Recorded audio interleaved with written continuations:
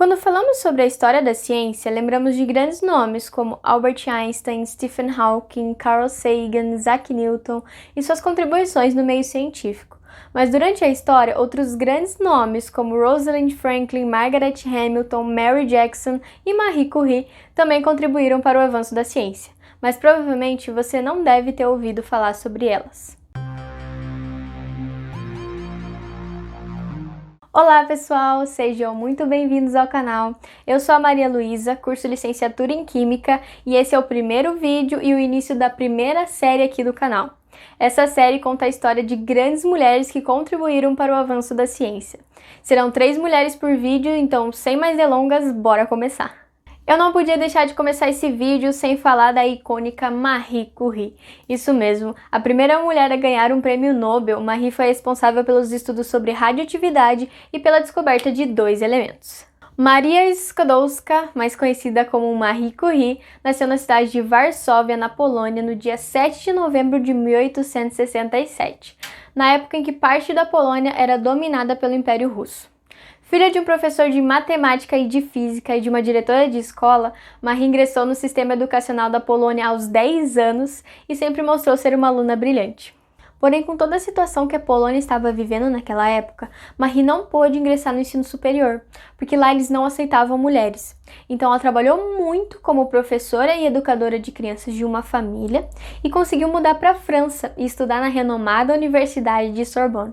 Após ela enfrentar muitos obstáculos, como por exemplo a fome e ter desmaiado muitas vezes por conta disso, ela completa 2 graduações, uma em física e outra em matemática.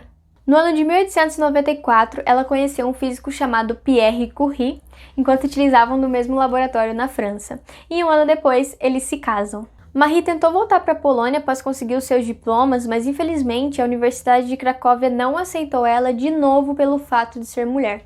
Então ela voltou para a França e continuou seus estudos.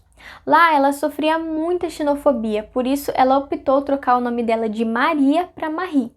Em 1896, o físico chamado Henri Becquerel descobriu que o urânio emite radiação de forma espontânea. Marie e Pierre se interessaram muito sobre o assunto e eles se perguntaram, será que é só o urânio que possui essa propriedade? Então eles estudaram muito e descobriram que a radiação é um fenômeno fundamental de cada átomo. Devido aos estudos baseados na descoberta de Henri, Marie, junto com Pierre e Becquerel, no ano de 1903, ganham o Prêmio Nobel de Física pelo estudo da radiação espontânea. Marie sendo a primeira mulher a ganhar um prêmio Nobel. Porém, no meio dessas descobertas, Marie precisou enfrentar uma perda muito grande em sua vida, que é a morte de seu marido. Pierre faleceu no dia 19 de abril de 1906 devido a um atropelamento. Marie decidiu estudar um mineral chamado pecblenda, que é uma das fontes de obtenção do urânio. Ela percebeu que havia uma quantidade maior de radiação que a do próprio urânio. Isso é muito importante, porque ela concluiu que nele existia outro elemento radioativo além do urânio. Após utilizar toneladas de pecblenda, ela isolou não só um elemento, como 2, que vieram a ser conhecidos como o polônio e o rádio. Hoje, nós sabemos que o rádio é cerca de 2 milhões de vezes mais radioativo que o urânio. Em 1911, a descoberta de 2 elementos, somada ao desenvolvimento de métodos de separação e a descoberta da radioatividade, renderam a Marie outro prêmio Nobel, agora na área de Química. Marie é a única pessoa até hoje a ganhar o prêmio Nobel 2 vezes em 2 áreas científicas diferentes. No mesmo ano, Marie participou da Conferência de Solvay, a chamada Primeira Conferência, sobre a teoria da radiação e dos quanta. Ela participou dessa conferência ao lado de cientistas como Albert Einstein, Niels Bohr, Max Planck.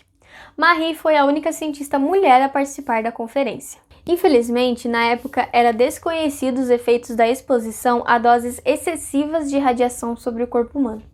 Dessa forma, Marie contraiu uma doença na medula óssea e provavelmente essa foi a causa de sua morte no ano de 1934. Com todas essas descobertas, Marie contribuiu para o estudo da estrutura atômica e avanços tanto no ramo da medicina quanto da tecnologia. Uma cientista e principalmente uma mulher incrível que cada dia inspira mais pessoas. A segunda mulher incrível é Katherine Johnson. Ela foi a primeira mulher negra a estudar na Universidade de West Virginia, foi responsável pelos cálculos que levaram o astronauta John Glenn a orbitar a Terra pela primeira vez e que auxiliaram o programa Apollo a se tornar realidade. Catherine nasceu no dia 26 de agosto de 1918, no estado da Virgínia. Ela sempre mostrou ser uma criança muito inteligente, tanto é que aos 10 anos ela ingressou no ensino médio e aos 14 no ensino superior. Ela fez todos os cursos de matemática possíveis da universidade e saiu de lá aos 18 anos com um diploma em matemática e em francês. Em 1953, Catherine começou a trabalhar na NACA, o antecessor da NASA, na unidade de computação da área oeste. Essa unidade ela era designada somente a mulheres negras, porque infelizmente naquela época os Estados Unidos ainda passava pela segregação, ou seja, brancos e negros não poderiam frequentar o mesmo espaço. Após algumas semanas de trabalho, a Dora Tivuan, responsável pela unidade, outra mulher incrível, designou ela para o projeto de divisão de controle e orientação da divisão de pesquisa de voo. O cargo era para ser provisório, mas devido a todas essas habilidades de Catherine, ela permaneceu. Em 1961, ela calculou a trajetória de voo para a missão Freedom 7 de Alan Shepard. É considerado o primeiro voo espacial humano da América. Catherine afirmou que essa maior contribuição foram os cálculos que ajudaram a sincronizar o módulo lunar do programa Apollo com o módulo de comando e serviço em órbita lunar. Além disso, ela participou do ônibus espacial e foi autora ou coautora de 26 relatórios de pesquisa. Em 2015, ela recebeu a Medalha Presidencial da Liberdade pelo ex-presidente dos Estados Unidos, Barack Obama, sendo considerada a maior homenagem civil da América. Em 2017, a NASA construiu um prédio com seu nome, o Centro de Pesquisa Computacional Katherine G. Johnson. Catherine faleceu no dia 24 de fevereiro de 2020, aos 101 anos de idade.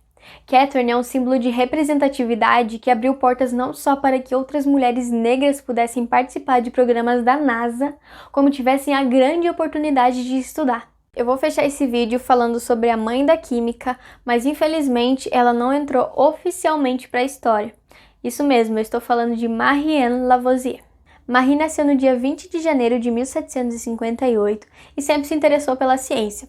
Ela dominava muitas línguas e, além disso, ela teve a oportunidade de estudar, o que na época era muito difícil para uma mulher. Quando Marie tinha 13 anos, o pai dela fez uma proposta para Antoine Lavoisier para que ele se casasse com ela. Como naquela época mulheres não tinham a opção de dizer sim ou não, ele aceitou e eles se casaram no dia 16 de dezembro de 1771. Apesar de todo esse lance de idade e de consentimento, eles se deram muito bem e se tornaram um casal de cientistas muito influente naquela época. O casal Lavoisier passava a maior parte do tempo no laboratório e, como Marie sabia desenhar muito bem, era ela quem ilustrava os experimentos. Além disso, ela traduziu vários documentos do inglês para o francês que a ajudaram em suas pesquisas. Naquela época, a teoria que perdurava era a teoria do flogisto. Essa teoria explica como ocorre a combustão. Basicamente é o seguinte: quando um material entra em combustão, ele libera o flogisto. É importante ressaltar que naquela época o elemento oxigênio ainda não era conhecido.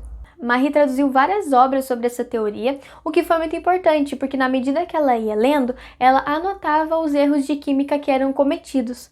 Isso fez com que o casal Lavoisier contribuísse para a descoberta do oxigênio e avançasse nos estudos sobre a combustão. Em 1789, ocorre a Revolução Francesa, e o Lavoisier é condenado à guilhotina, porque antes dele ser um cientista famoso, ele era um cobrador de impostos lá na França absolutista. Isso fez com que todos os documentos e pesquisas feitos por ele e Marie fossem apreendidos pelos jacobinos. Marie tentou provar a importância de Lavoisier, mas ela não conseguiu, e no mesmo dia ela perdeu o pai e o marido porque eles trabalhavam na mesma organização. Marie lutou sozinha para recuperar os documentos e pesquisas apreendidos pelos jacobinos, e cerca de 10 anos depois, ela conseguiu publicar todas essas pesquisas em forma de livro, e além disso ela traduziu o livro para que chegasse em outros países. Só que o problema é, ela não pôde publicar com o nome dela, justamente pelo fato de ser uma mulher. Então ela teve que escolher, ou ela publica apenas com o nome do Lavoisier, ou ela não publica.